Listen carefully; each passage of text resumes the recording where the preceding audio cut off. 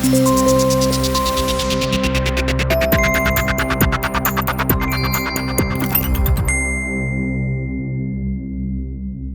an age of manufactured outrage, it can be hard to discern between comments issued for effect and those based on well-grounded concern.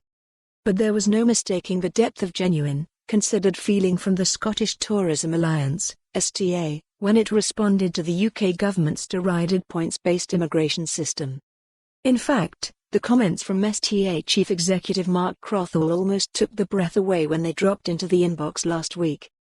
Mr. Crothall, a man who is not given to hyperbole in media interviews, declared that Boris Johnson's post-Brexit policy was now the biggest threat to Scotland's tourism industry.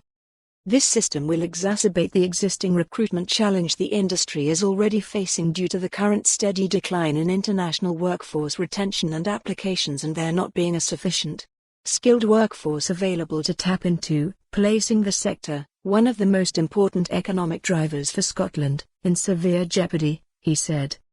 These plans totally disregard the skill set and importance of those who work in the sector and go against what is needed in Scotland as a whole.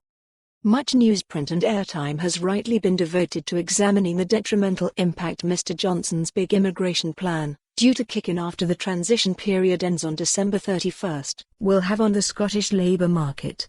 Representatives of sectors such as care, agriculture, fisheries, and food and drink production have wasted no time in asserting the erroneous impact Mr. Johnson's policy, part of his mission to bear down on immigration, will have on their ability to recruit much-needed staff.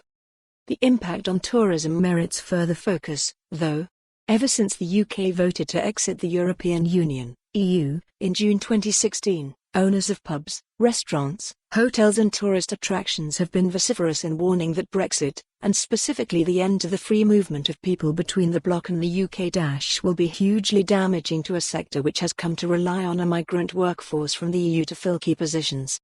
And these people, it should again be emphasised, have not been flocking to Scotland to be exploited as cheap labour, as crudely characterised by the UK government last week.